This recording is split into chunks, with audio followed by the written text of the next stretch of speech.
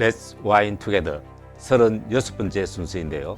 36번째 와인은 뉴질랜드 오이스트 베이에서 만든 소비뇽 블랑입니다.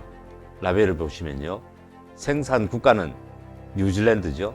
생산 지역은 말보라고 명시되어 있고요. 말보르 지역을 다시 한번 살펴보면 뉴질랜드가 북섬과 남섬으로 이루어져 있다고 그랬죠.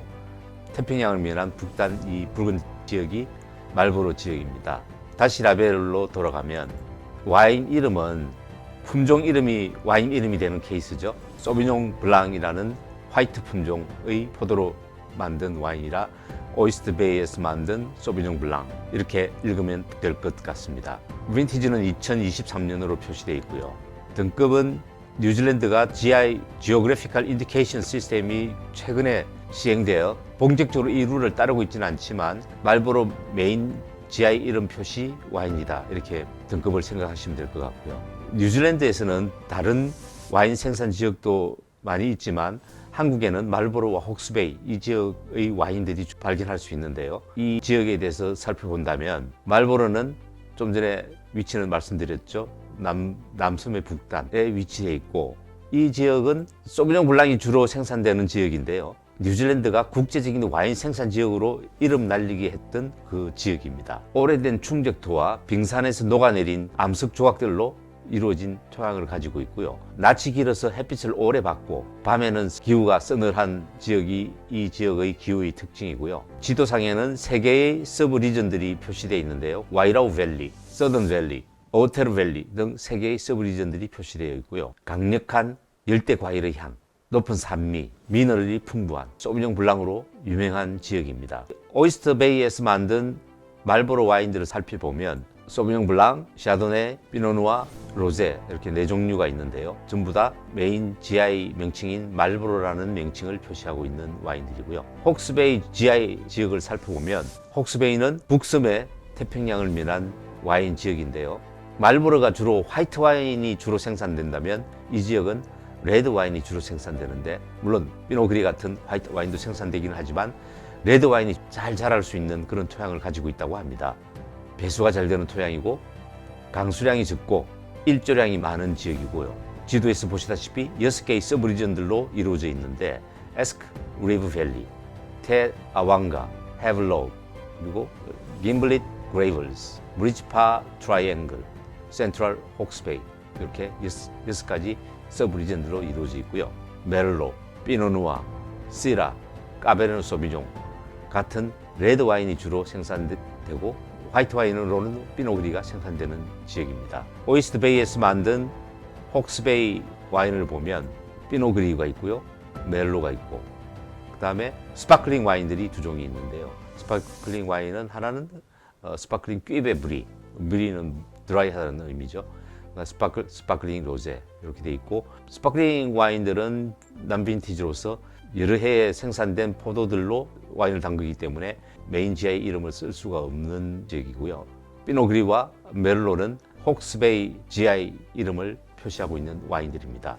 이런 와인들을 생산하고 있는 오이스트베이에 대해서 알아보면 홈페이지에는 1990년도에 첫 빈티지를 출시할 정도로 역사가 길지 않은 와이너리라 홈페이지에는 와이너리에 대한 소개는 많이 나와 있지는 않지만 그래도 1990년에 첫 빈티지를 출시하면서부터 세계 최고의 소비뇽 블랑으로 선정될 정도 마키스 드 굴라인 트로피를 수상했다고 합니다. 말보로 혹스베이에서 포도를 재배하고 있는데 2011년 서울 G20 정상회담 때 공식 만찬 와인으로 선정되기도 했고 영국 왕실의 소장 와인으로도 지정되어 있는 꽤 유명한 와이너리입니다.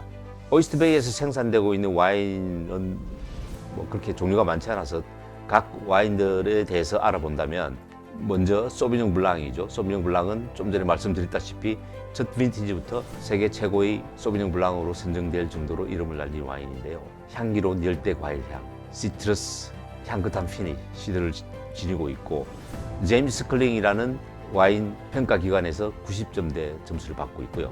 좀 전에 말씀드렸다시피 세계 최고의 소비뇽 블랑으로 선정되었고 말보로 GI 명칭을 달고 있는 와인입니다. 다음 와인은 샤도네인데요. 활기찬 시트러스, 라임 피니쉬 그리고 크리미한 질감들을 가지고 있고 역시 제임스 클링 90점대 마킹하고 있는 샤도네고요.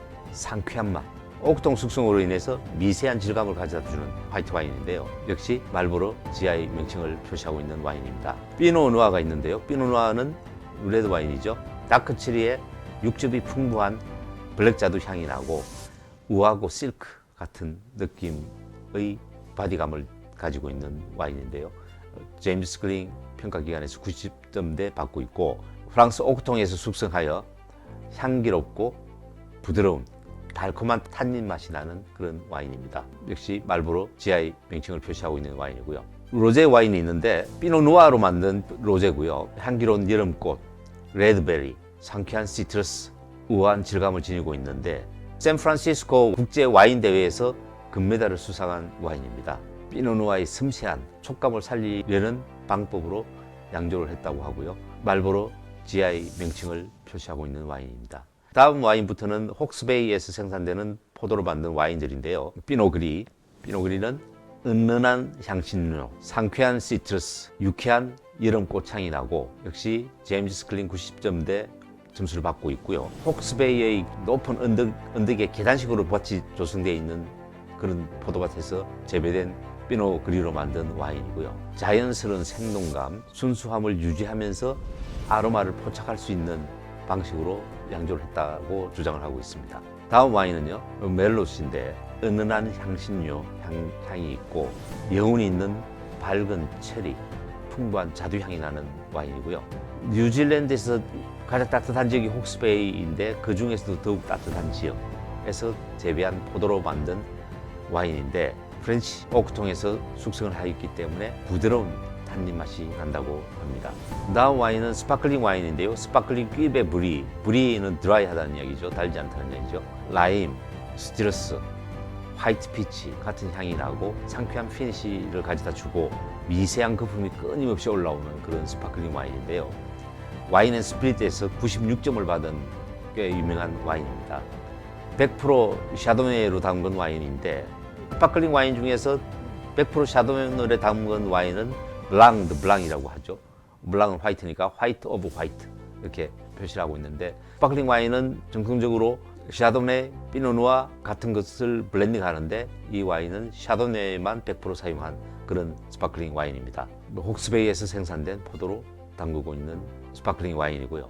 또 다른 스파클링 와인 로제가 있는데요. 향긋한 체리, 상큼한 딸기향, 피니쉬가 상쾌하고 미세한 거품이 일어나는 그런 로제 와인인데 국제 와인 챌린지에서 90점 받은 와인이고요. 샤도네와 피노누아를 블렌딩해서 만든 스파클링 와인입니다. 이 스파클링 와인의 특징은 말보로에서 생산된 포도와 혹스베이에서 생산된 포도를 함께 블렌딩해서 생산하고 있는 로제 와인입니다. 이렇게 오이스트베이에서 생산하고 있는 와인들을 알아보았고요. 올해는 유난히도 무더운 날씨가 지속되었는데요. 저는 여름에는 맥주 대신에 샤도네를 맥주 대신 마시고 있었는데 올해는 날씨가 굉장히 무덥기도 하고 마침 뉴질랜드 와인들을 리뷰하다 보니까 계속 소비뇽 블랑으로 맥주를 대체해서 마시는 한 해였습니다. 오늘 공부하는 와인은 뉴질랜드 오이스트 베이 와인스에서 만든 소비뇽 블랑입니다.